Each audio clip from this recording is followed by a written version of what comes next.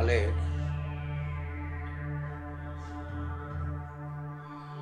তুমি হয়তো ভুলে গেছো আমি তোমাকে রাস্তা থেকে তুলে এনেছিলাম ছোট্ট একটা ম্যাগাজিন পত্রিকার চাকরি করতে। অসততার জন্য তোমার চাকরি চলে যায়, তারপর ভ্যাগা বন্ডের মতো চারিদিকে ঘুরে বেরিয়েছো। সেখান থেকে তুলে এনে আজকে আমি তোমাকে এই জায়গায় পজিশন দিয়েছি। কি না করেছি আমি তোমার জন্য, আর তুমি শেষে কিনা আমার মান সম্মান শেষ করতে চাইছো। ভাইজান, আপনি বিশ্বাস করুন, আমি এসবের কিছুই জানি না। তোমার মুখে ওই বিশ্বাস শব্দটা একদম মানায় না। আমার আগেই বোঝা উচিত ছিল তুমি একটা রাস্তার ছেলে। বেশি লাই পেলে তুমি আমার ঘাড়ে উঠে বসবে। ভাইজান, আমি এই কাজ করিনি। চুপ করো, কেন করেছো সেটা বলো।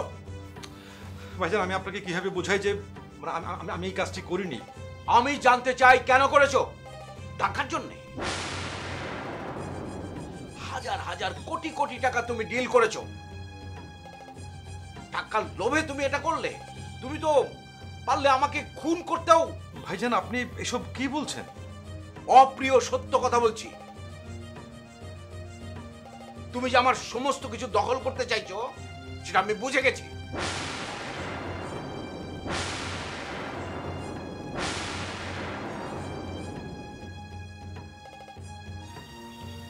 ভাইজান, আমি ধরে নিচ্ছি যে আপনি রাগের মাথায় এই কথাগুলো বলছেন, কিন্তু মানে আসল সত্য হলো। থামলে কেন বলো। ভাইজান, উপরের দিকে থুতু দিলে সেটা নিজের গায়ে এসেই পড়ে, তাই আমি সব কথা বলতে চাচ্ছি না। মানে আপনি আমার বড় ভাই, আমার নিজের কোনো বড় ভাই নেই। সেই জায়গা থেকে আপনাকে আমি মানে আপনি রাগের মাথায় যা বলছেন আমি সবই ভুলে যেতে চাই। না, আমি শুনতে চাই এই ছবি কে তুলেছে, কে তোমার হাতে দিয়েছে, আর তুমি কেন পোস্ট করেছো? ভাইজান, আমি স্যার আসবে একটু। হ্যাঁ, কি ব্যাপার বলো। স্যার যে তদন্ত কর্মকর্তারা আসবে। বলো ফাইল রেডি হয়নি, যখন রেডি হবে জানানো হবে। যাও।